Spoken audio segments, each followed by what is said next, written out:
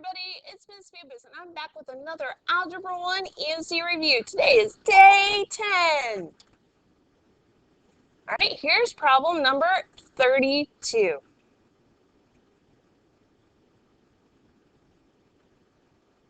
So in this one, we have to make two choices. So we've got an expression that happens to be exponential, and we are looking at a population of a town T, and so we're going to complete the sentence. The population of the town either increases or decreases by some percentage each year.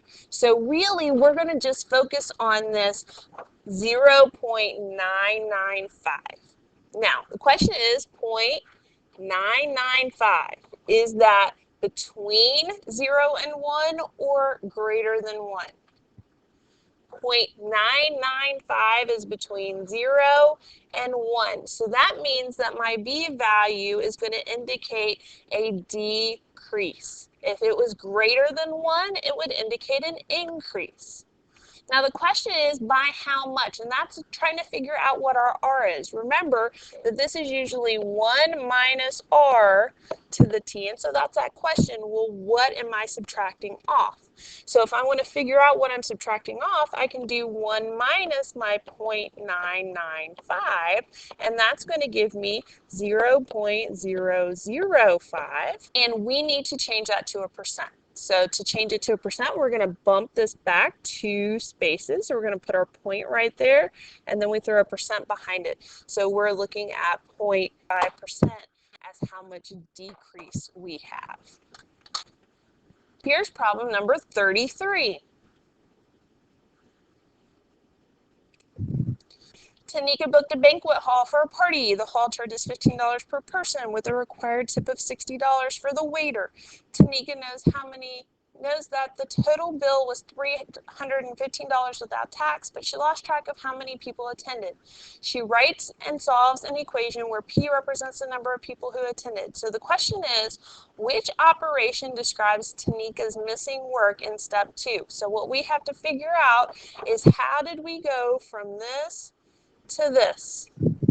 So we lost the 60, and then we also have a decrease in our 315 to 255. So I'm going to say D, we subtracted 60 from both sides. Here's problem number 34.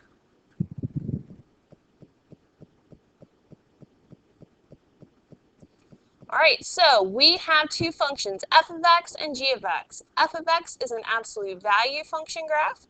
G of x is a linear function. And the question is, what is the solution to f of x equals g of x? Now remember that this means, where do they intersect? We want to know where the absolute value and the line are at the same point. So we've got 4 points here. We're going to double check where that's going to happen, and I'm going to use my graphing calculator. So let's look at using the graphing calculator. We're going to get y equals, we're going to clear out what we have in there, and then we're going to type in our absolute value function. Now to get to absolute value, you can hit alpha and the window button, and there it is right there, abs, and then we're going to type in x plus 2 inside our absolute value, and then we're going to also type in our other function, x plus 8. We're going to hit graph, and definitely I see a point of intersection there. You might be able to tell, it looks like it's at -5 and then up some. I would say probably -5.3, but let's say that it was hard to tell or the answers were really, really close and we weren't 100% sure. So just as a reminder, you can tell the graphing calculator that you want it to find a point of intersection by hitting second, trace, and we want to find the intersect 5, and then you hit enter 3 times. Enter, enter, enter. And there you go, -5.3. So we want to choose M as our point of intersection. One of the other things that you can do is you can plug in -5 and for x and work it out, and you should be able to get 3 on both of them. That is a different way to do it. All right, so here we go. Problem number 35.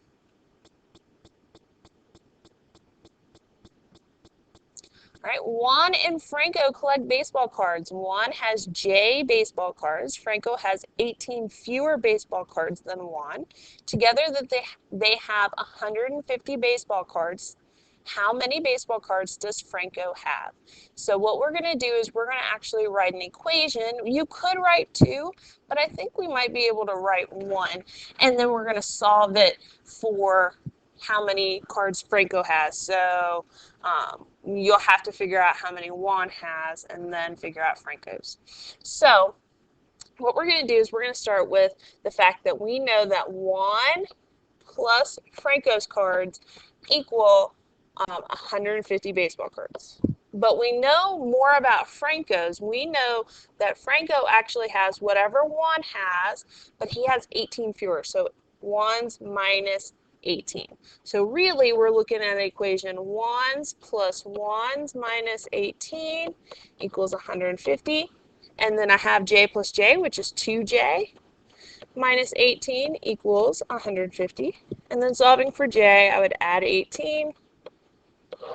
2j equals 168. Dividing by 2, 1 would have 84. And then we would want to find Franco's, we would want to take 84 and subtract off 18. 84 minus 18 is 66. So how many baseball cards does Franco have? 66. You could even write in your units, baseball cards. Be very careful though, because you might want to give how many Juan has as an answer. So make sure that your answer actually answers the question. That you go back and just double check, reread. I know you guys don't like reading, but it's very, very helpful. All right, last one. Problem number 36. Pretty straightforward this problem is, unless you do not distribute this negative. If you don't distribute that negative, you're going to get it wrong. Negative 4x plus 3 plus 2x minus 5. We're going to combine some like terms. We've got a negative 2x. Put some 3 lines underneath that one. Minus 2. We're going to choose B as our answer. How'd that go? All right, I hope you're doing well. Remember, the EOC is right around the corner. Practice, practice, practice. I'll see you guys in the next video. Bye.